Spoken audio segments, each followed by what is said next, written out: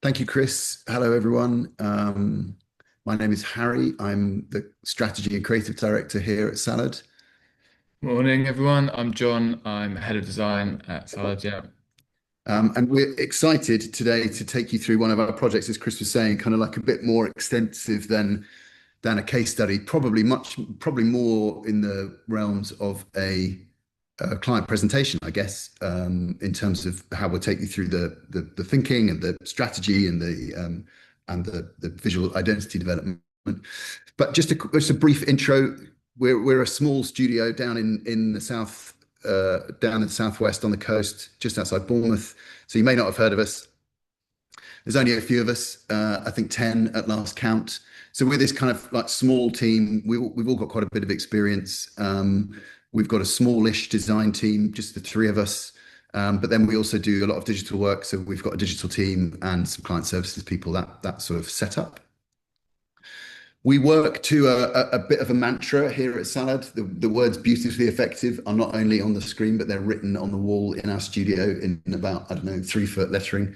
And this is really about trying to maintain this quality of craft, the aesthetic qualities of our work, but also the mechanics, how things work, whether that's a identity system or a website or anything in between, but also how effective our work is and the impact that it makes for the clients that we work for. So we've got this kind of equation, aesthetics, mechanics, and impact, and that's how we judge all the work that we do.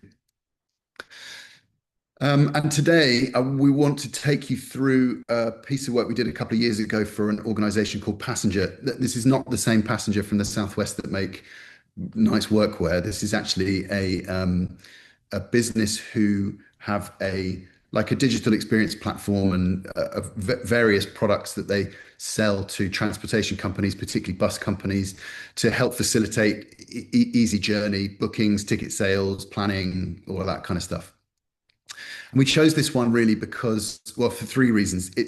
What we call a full end-to-end project. So we start with the brand, we do the visual identity, and then we move it all through into the website, and that becomes the sort of three deliverables of the project. We're sharing it today because these guys have kind of really lent into this brand that we've built for them and the identity, and they're still using it today. And the stuff that they put out is still very much, from our perspective, at least on brand. And although they're moving stuff forward, it still retains some of the originality of the project that we did a couple of years ago.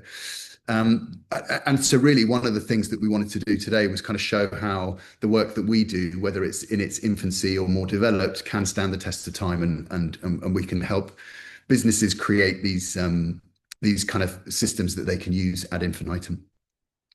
So what we're going to do today is start with the strategy work and the research, and then pull through into the identity bit. So I'll crack on. One of the first things that we do in any project is kind of start the research phase. And in this particular instance, being, talking about bus travel and all that sort of stuff, we were really in a world of kind of post-pandemic worry about traveling together. And the government had responded to that. They put in place the Better Bus Act back in 2017.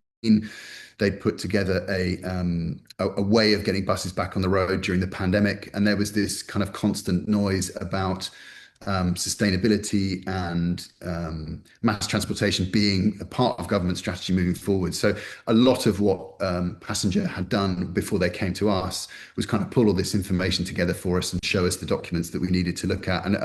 And a lot of this research was done before we'd started doing any workshops, just kind of grounding ourselves in the project and making sure that we knew as much about the category as we possibly could. It's pretty dry subject matter, like government acts and all that kind of stuff, but it really does give you this a good springboard for moving forward. And then, like I'm sure many of you do, the next stage was really looking at competition, trying to understand the sector a little bit more, trying to understand who the other players were in that sector, understand what they're talking about, how they're positioning themselves, how they're creating differentiation. And really, this just gives us an opportunity to see early spaces within the sector, and make sure that we are building something that is unique to the world of Passenger, rather than being a kind of hodgepodge of other organizations and other businesses. So equipped with all of this information and a lot of the sort of context of the sector that we're working in, we then started to do some workshops. And kudos to Passenger, they were really invested in this project as a kind of culture building exercise as much as a brand building exercise. So we actually managed to get everyone from the organization into a series of workshops where we talked about their uh, their plans for the future, their product, but also how their customers, interact with them, and what the sales process is like, and a whole range of stuff to really understand who they are. And they were really quite engaged in this process, right? So this is a screen grab from a Miro screen where usually, a lot of it is just post-its, but these guys were chucking all sorts of stuff on, Greta Thunberg, reasons for not getting on the bus, reasons for getting on the bus, a whole load of different input that we were able to pull together. And I don't know whether this is simplifying the problem, but this is then my workings sort of following those workshops, trying to, there is a color coding theory behind this, but trying to kind of pull all of that disparate information together, link it back to the research, understand where the space is in the sector, and make sure that we can help them fill that space, and try and bring together some of the more practical stuff that we've been talking about in the workshops. So I guess that's sort of like almost like pre-work. You spend a lot of time investigating the sector, you spend a lot of time talking to customers, you spend a lot of time talking to the business itself, but really all of that has to come out at some point into some fairly standardized, I guess, outputs for this kind of work. So we helped them to develop a purpose statement, a vision statement, mission statement, but we also looked at their value propositions, their positioning, and some of their products. So we'll have a little look at that before we get into the identity development. So there's this really strong sense of purpose in Passenger. They're a group who really feel like they're pulling together in the same direction, and I think they're one of the few businesses that we've worked for whom purpose is a really sort of guiding principle. And this sense of existing to accelerate the UK's journey towards sustainable mobility is not necessarily bound in the bus world. It's actually bound in their own sustainability credentials and their desire to see the environment improved and protected. And that vision, which becomes a little bit more connected, I guess, to the product that they're building, is a future where sustainable shared transport comes first. And this idea that through getting us out of our cars and getting us into bigger vehicles, which can take more of us, we're reducing pollution, we're reducing congestion, and actually we're creating a method of transportation that is just more sustainable moving forward. And the mission, given those sort of sustainability credentials and that vision, really morphed into a position that they took where they were talking about empowering and informing responsible mobility choices. So it wasn't just about saying it's convenient for me to get in the car and go to where I'm going. It was about trying to get people to think about the way that they travel and providing the technology that will make that easier for them. So that's the first kind of three outputs from this strategy work, is that, strong purpose, strong vision, strong mission. And then we take a few cues from the work that we've done with them in terms of personality. So these guys had been a sort of web development agency before they became Passenger, but they'd spent enough time within the transport sector to really understand the sector itself. So we describe them as transport specialists who really get this value of customer and user experience when it comes to buying tickets, finding out where your bus is, where your bus stop is, what the delays are, et cetera, et cetera.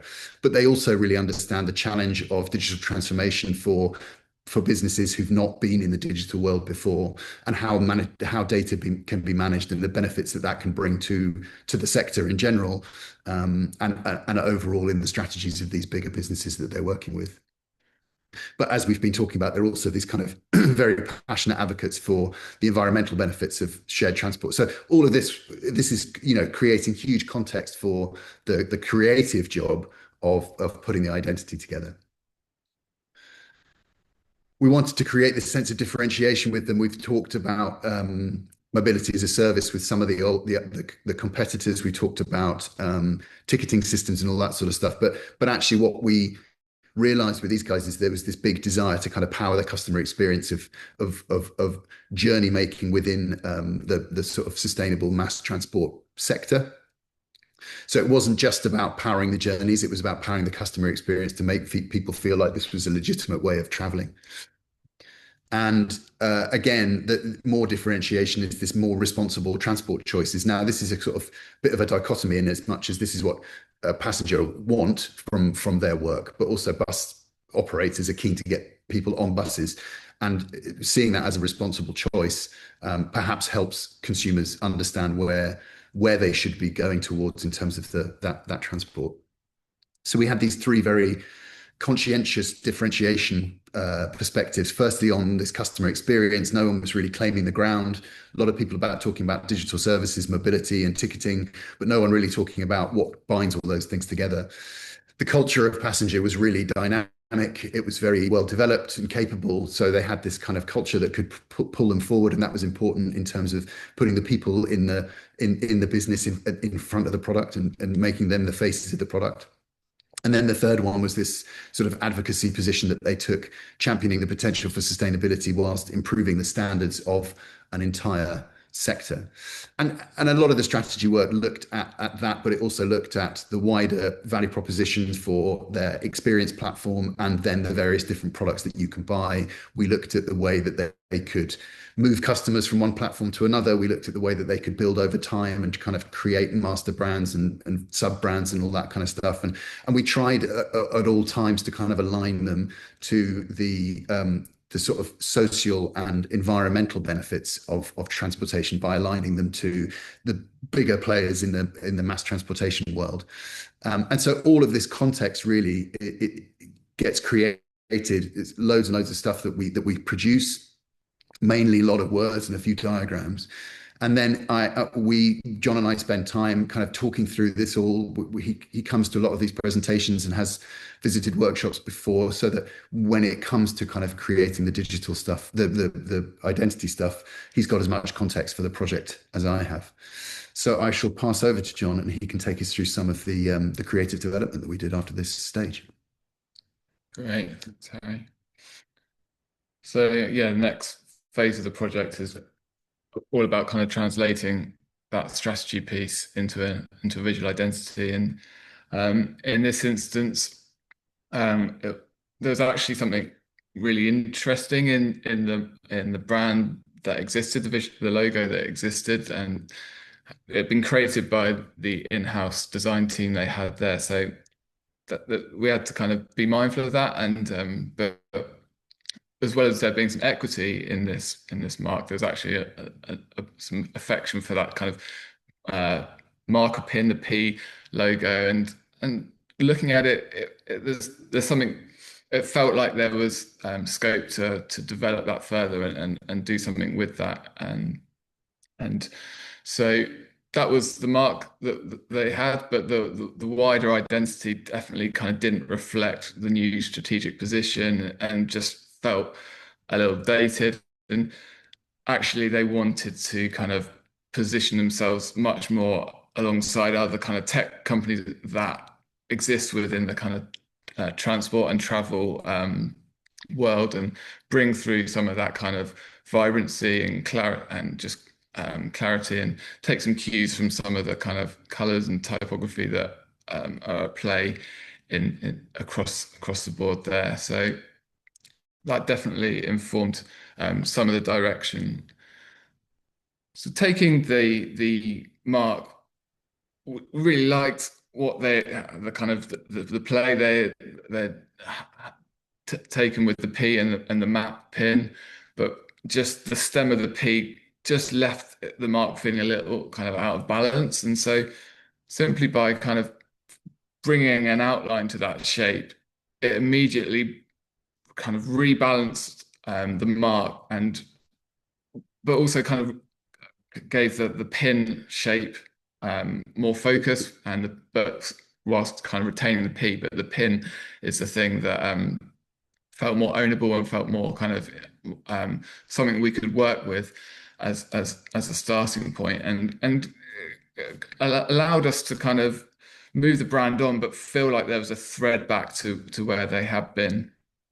And so what we look to do is kind of create a lockup with some really nice typography, really kind of robust but modern, kind of clean typography that created this lockup where the pin could sit in that top right-hand space and just as a single unit be something that we could build the brand around, and the brand is definitely much more than a logo, but it gave us a really nice starting point from which to build out from. And then kind of color being the next area we looked at, and we landed on this palette that gave us some nice ways to both dial the brand up and down, and so we could use that aqua blue to bring about that bit of punch, but sit it on the more natural colors as well, and the ability to dial that up and down where depending on the kind of application and audience, and also just bring through kind of a wash of the color to give it some kind of pop. And just these early slides where we start to bring through some imagery and bring and show just the logo in isolation started to get them excited about the direction we were wanting to explore where the brand could go. And that was a great starting point. And as part of the research phase, we kind of landed on these heat maps that plotted out the different bus routes that they delivered. And yeah, there's just something really interesting about the animation and the movement that starts to come through in these graphics. It's quite interesting at this point when we saw this, because we'd obviously we'd done all of the research, and we'd kind of got them together, and we'd understood this need for the team to travel together. We'd understood the need for this brand to kind of talk about mass transportation and people moving together. And we'd also had lots of conversations about how they manage data. They're quite nerdy, these guys, so they kind of really got into the data standards that were within the organization and within the sector, excuse me. And this conversation, I guess, was one of those sort of slightly weird conversations that you had, where we started talking about, wouldn't it be nice if we could use some of this stuff and bring some of this into the brand, this sense of lots of people moving together, lots of things moving together. And actually it sparked a few things off in John's mind, I think, when we started looking at how we might be able to bring this kind of idea into the brand. Yeah, and so for me, looking at it, the kind of metaphor that I landed on was the kind of styling murmurations that we see, and it just was a really nice kind of tie into the kind of shared transport and mass movement, and that they kind of deal with, but also a really nice connection to the sustainability and the connection to nature and the environment that they're really all about. And kind of thirdly, there's something almost kind of data-like in the patterns that come from it, and especially when you kind of look at it in kind of the movement that you get these really nice organic shapes that emerge, and there's just something about the way that the data moves as well as people, and there's just a metaphor in there that really kind of spoke to so many different elements of that strategy work.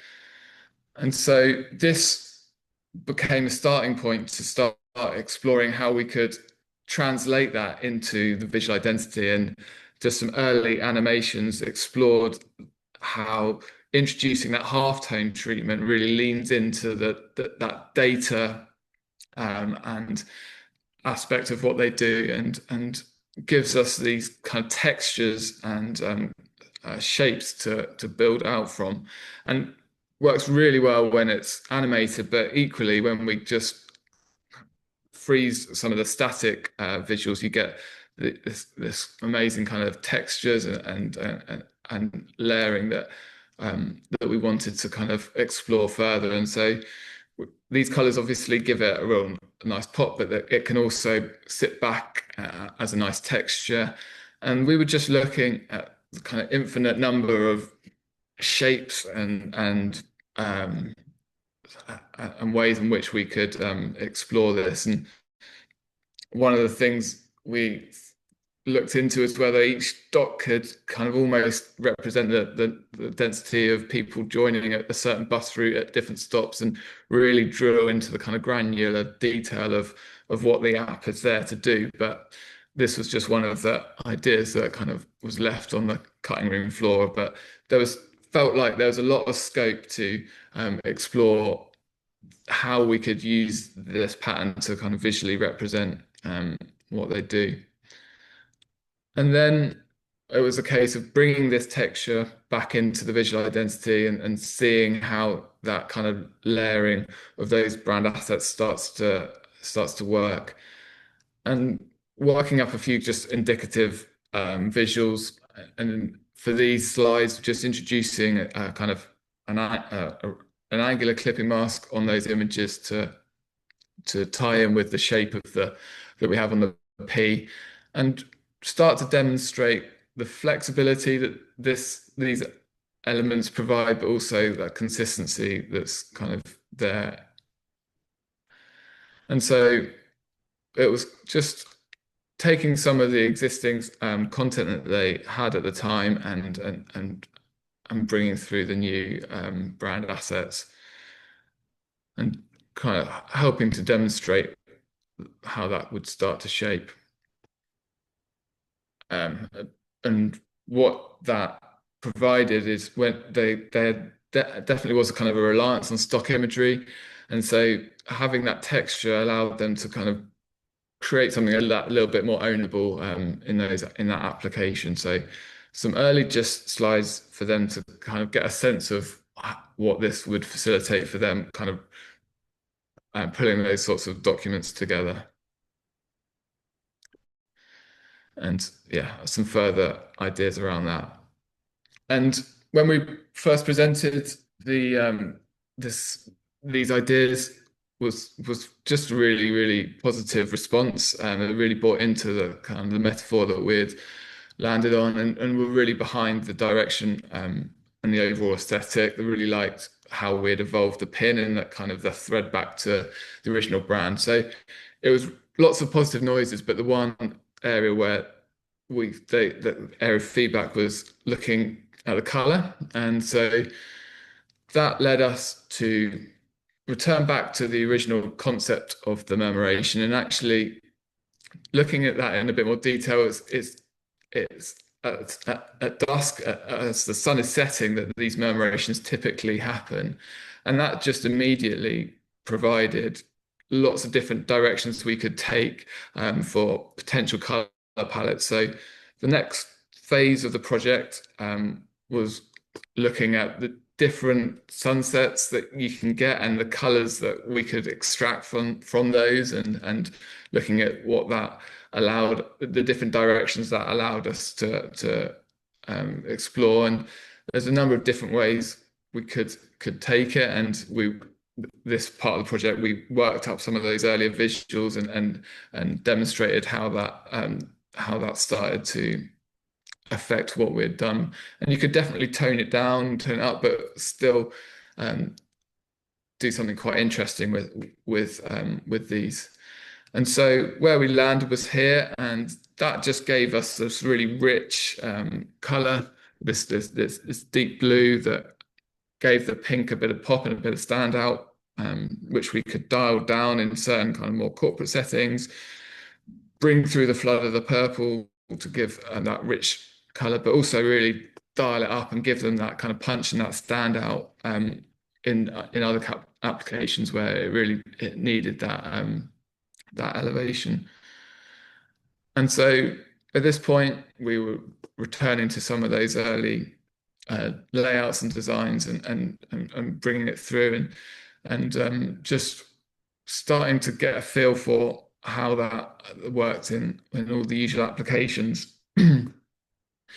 And at this point, that we just returned to the animation and looked at how that kind of could bring a bit more refinement to that, and it really created this quite mesmerizing texture and pattern that loops around much like a bus route. And there's just something that really resonated with this this metaphor. It's sort So of like the never-ending metaphor, this, isn't it? We came.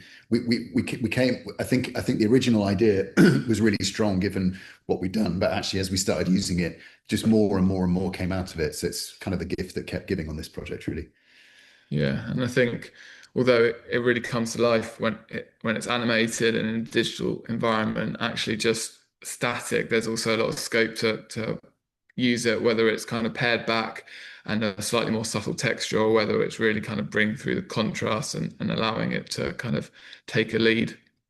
So this um, was where we just started to look at all the usual applications, all the different ways in which this could be brought to life, whether it's a texture or something tangible and tactile, whether it takes a lead and moves them away from a reliance on stock imagery and they can lean on the graphic as well. So a number of different applications, just showcasing the iconography, showcasing how that mark and the strength of that mark can work in isolation and the different color combinations there.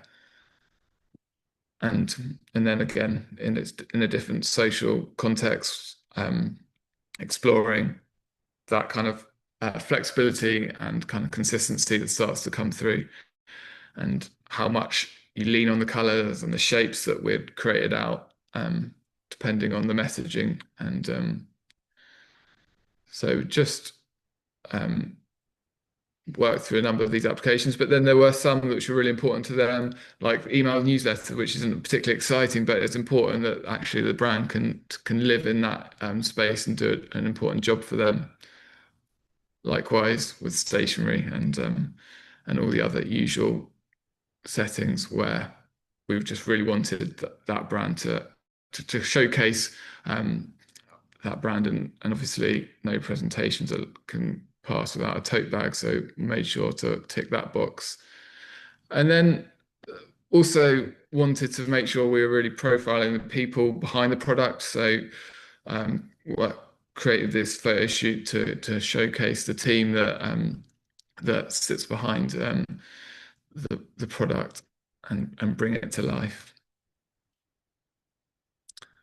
And then finally, we kind of took all that brand work and looked at how we kind of then translate that into the website and into a digital environment. And actually, the website has stayed pretty true to that original design. And this was where we built out a number of components that really brought together all those different brand assets and start to see those living alongside each other and creating a system which they could build out from. And so, yeah, this was it was really good to see all those different parts of the project that had gone before kind of come together and showcase it here. And yeah, I mean, this was a project we did a couple of years ago, but actually this is a shot from just a couple of weeks ago, isn't it? 3 weeks ago, yeah. And so still serving them well, and still smiling, and still using the same stock imagery that we used in the first presentation. Yeah. So, but it's still, but I think where we got to was we got to a brand that was, stands out in its category simply through a process of, a really well developed visual identity.